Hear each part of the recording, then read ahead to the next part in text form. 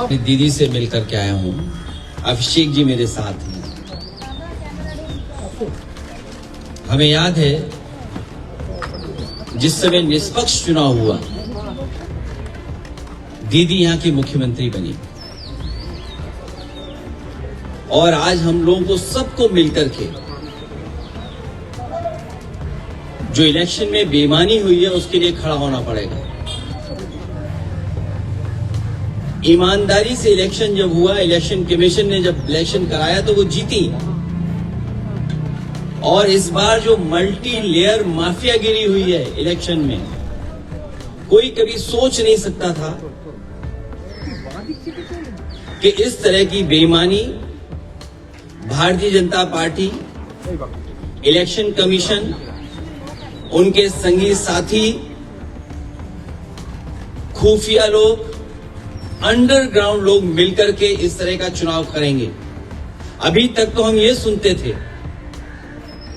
कि जो आज बंगाल करता है वो देश कल करता है, लेकिन बीजेपी ने जो उत्तर प्रदेश में किया बेईमानी, वो एक ट्रायल था उनका, और उससे सीख करके पूरा का पूरा चुनाव उन्होंने लूट लिया। सेंट्रल फोर्स हो, election commission, transfer posting, UP का चुनाव भी बड़े करीब से देखा है मैंने।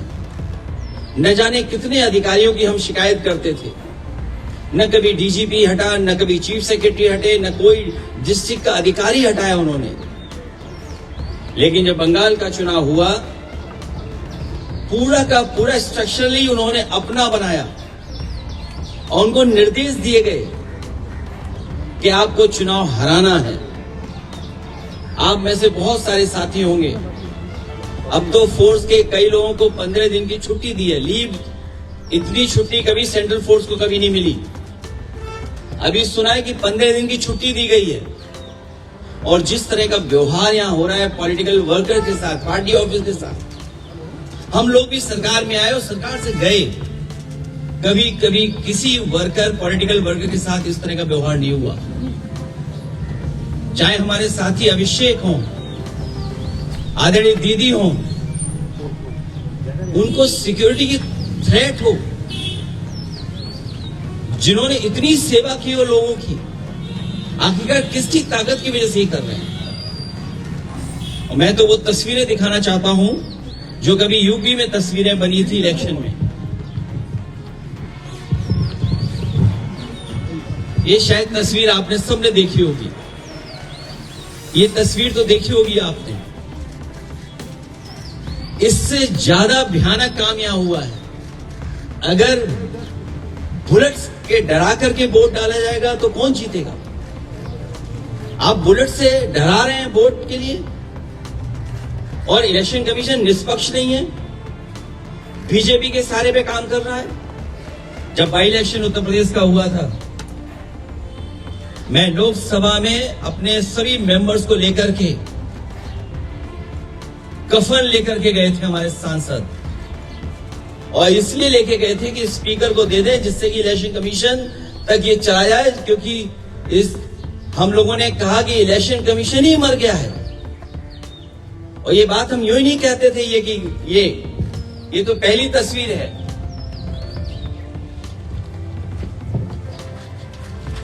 दूसरी तस्वीर भी किसी से छिपी नहीं होगी,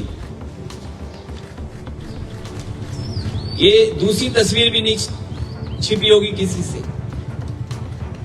और फिर जो वोट डालने का तरीका है, मैं केवल एक कॉन्स्टिट्यूएंसी का उदाहरण दे रहा हूं कि इस तरीके से फोर्स से वोट डलवाया। मैं 2012, 2017, 2022 समाजवादी पार्टी 37%, 2017 42%, 2022 46%। कभी समाजवादी पार्टी चुनाव नहीं हारी।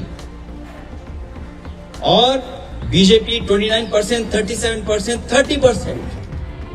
और जब सेंट्रल फोर्स और फोर्स के साथ जब उन्होंने चुनाव डलवाया, अंदर किसी भी एजेंट को नहीं रुकने दिया। बंगाल में भी यही किया।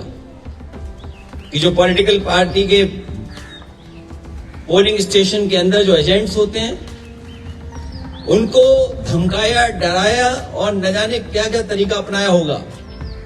यहां देखिए आप, जब डराया, धमकाया और पुलिस का साथ लिया तो कितना 77% पहुंच गया वोट बीजेपी का। 77%। ये वो डेटा मैं दिखा रहा हूं जो इलेक्शन कमीशन के पास भी अवेलेबल होगा। ये तो पूरे इलेक्शन की प्रक्रिया ही बदल दी इन्होंने। और अब तो ऐसा है बीजेपी की सरकार में इलेक्शन कमीशन से मिलकर के पहले आपको रिजल्ट मिल जाएगा, सर्टिफिकेट मिल जाएगा, उसके बाद काउंटिंग होगी, उसके बाद वोट पड़ेंगे, उसके बाद वोटर लिस्ट ठीक की जाएगी। पूरा चुनाव ही अलग कर दिया इन्होंने, पूरी चुनाव की प्रक्रिया ही बदल दी इन्होंने। और आदरणीय दीदी इनकी आंखों में खटकती हैं। आदरणीय दीदी संघर्ष करने वाली हैं, वो निराश होने वाली नहीं है। बीजेपी की आंखों में इसलिए खटकती हैं क्योंकि वो आदि आबादी का प्रतिनिधित्व करती हैं। और भारतीय जनता पार्टी के लोग जो पुरुषवादी हैं, सामंतवादी हैं, कभी नारी को बढ़ते हुए नहीं देख सकते हैं। इन्होंने नारी को मुख्यमंत्री नहीं बनने दिया। राजस्थान में जो पहले मुख्यमंत्री की दावेदार थी, मुख्यमंत्री रही, और देश में केवल एक मुख्यमंत्री आधी अधूरी बनाई जिनके पास कोई पावर नहीं है। इसलिए हम इस लड़ाई में आदरणीय दीदी के साथ हैं क्योंकि लोकतंत्र को बचाना है, संविधान को बचाना है। अगर हमारे वोट के अधिकार को ही छीन लेंगे तो फिर क्या लोकतंत्र बचा? इतनी डेमोक्रेसी को किसी ने डिस्ट्रॉय नहीं किया हुआ जितना भारतीय जनता पार्टी ने किया है।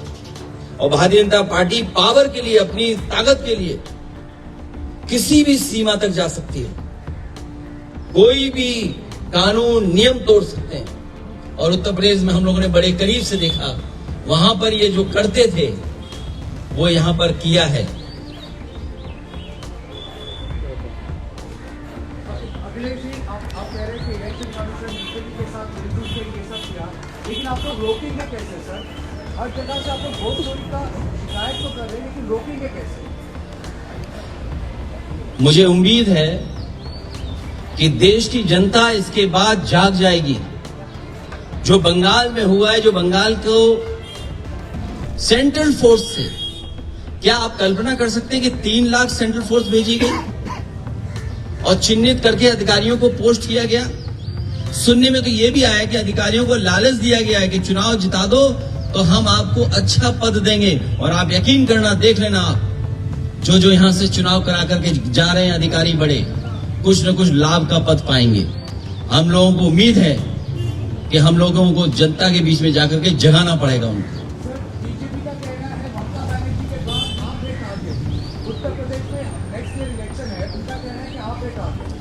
हमसे 2 गलतियां हुई, एक बीजेपी को हरा दिया और दूसरा अयोध्या हरा दिया। तो हम तो टारगेट में होंगे ही, ये कोई नई बात नहीं है। और हम तो बहुतों के टारगेट में हैं, एक के टारगेट में नहीं है।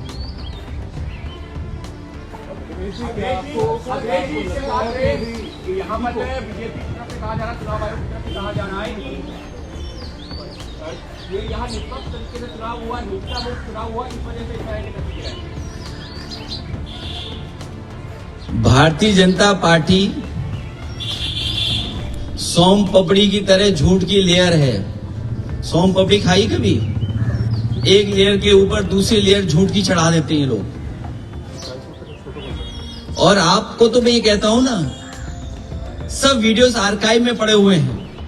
रामपुर का इलेक्शन देख लो, किसी वोटर को नहीं निकलने दिया। और ये जो डेटा मैं आपको दिखा रहा हूं, ये रामपुर की कॉन्स्टिट्यूंसी का दिखा रहा हूं मैं, कुंदन की कॉन्स्टिट्यूंसी का दिखा रहा हूं मैं। ये तो डेटा आप देख सकते हो। इलेक्शन कमीशन अंधा है क्या? और ये महिलाओं की तस्वीर क्या आप भूल गए कि आपके अपने चैनल पे भी चली थी तस्वीरें? ये तस्वीरें आप भूल गए क्या? ये तो आपके चैनल पे भी तस्वीरें चली थी, वीडियो चले थे। ये इन महिलाओं ने, जिन्होंने कोई परवाह नहीं की, मैंने इन महिलाओं को 2-2 लाख रुपए से सम्मान किया था कि इन्होंने कम से कम अपने वोट के अधिकार के लिए लड़ी। उन्हें परवाह नहीं थी गोली की, उन्हें रिवॉल्वर की। आप पता करिए क्या हालत थी उस समय। केवल ये तस्वीर नहीं, ये तस्वीर भी आप भूले नहीं होंगे। हालांकि सीसीटीवी से बहुत घबराते हैं बीजेपी के लोग, सीसीटीवी से, कैमरे से बहुत घबराते हैं। अगर यही इलेक्शन कमीशन निष्पक्ष है तो कुदरकी में जो वोट डाला है उसकी सीसीटीवी वीडियो जनता को दिखा दो। अगर जनता को नहीं दिखाना चाहते हैं तो प्रेस पे तो भरोसा करते होंगे। अगर सब प्रेस को नहीं दिखा सकते हैं तो अपने खास चैनलों को बुला करके और हमें भी बुला लेना, और फिर जब सुप्रीम कोर्ट की प्रोसीडिंग्स लाइव हो सकती हैं तो बंगाल के वोटिंग की काउंटिंग की सीसीटीवी क्यों नहीं दिखाई जा सकती, क्यों नहीं लाइव हो सकती है?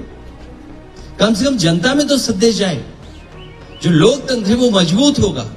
अगर सीसीटीवी की जो फुटेज है वो अगर बीजेपी दिखवा देगी इलेक्शन कमीशन से तो शायद उससे लोकतंत्र और मजबूत होगा।